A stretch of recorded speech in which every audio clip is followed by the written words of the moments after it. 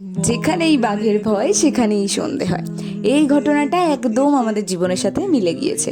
চলো প্রথম থেকে শুরু করি। তোমরা তো জানোই আমাদের বাড়িতে চলছে পুজো, আর পুজো দেখতে দেখতে একদম শেষের পথে। দেখো, যেই পুজোর জন্য সারা বছর অপেক্ষা করে থাকি সেই পুজোটা এত তাড়াতাড়ি শেষ হয়ে গেলে কি আর ভালো লাগে? তবু কি আর করার, পুজো তো শেষ হবেই। যাই হোক, এখন চলছে আমাদের অঞ্জলি দেওয়ার পর্ব। এরপরেই দেখতে দেখতে পুজোও শেষ হয়ে যায়। দেন আমি আর জেঠি মিলে বসে পড়ি সবাইকে প্রসাদ বেড়ে দিতে, আর সবাইকে এক এক করে প্রসাদ দিতে দিতে মোটামুটি বেলা 3টে বেজে যায়। আর আমরা প্রসাদ নিয়ে নিচে আসার পর আমার মা চলে গেছিল ঠাকুর ঘরটা একটু ক্লিন করে দিতে। আর এইদিকে কাকাও চলে এসছে আমাদের খেতে ডাকতে, কারণ কাকা, পল্লব আর সুমিত মিলেই সবাইকে খেতে দিচ্ছে। এবার বলি কি হয়েছে।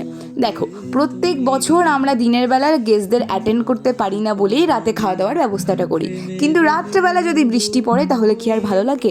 না গেস্টরা আসতে পারে, না আমরা ভালো করে অ্যাটেন্ড করতে পারি। আর সেটাই হয়েছে এইবারও। এখন আমরা যাচ্ছি হচ্ছে খেতে, আর লাঞ্চে ছিল হচ্ছে ঝুরি আলু ভাজা, ডাল, আলু পোস্ত, শাক ভাজা, ভাত। যাই হোক, হঠাৎ করেই দেখি কালো করে মেঘ হয়েছে আর বৃষ্টি আরম্ভ হয়ে গেছে।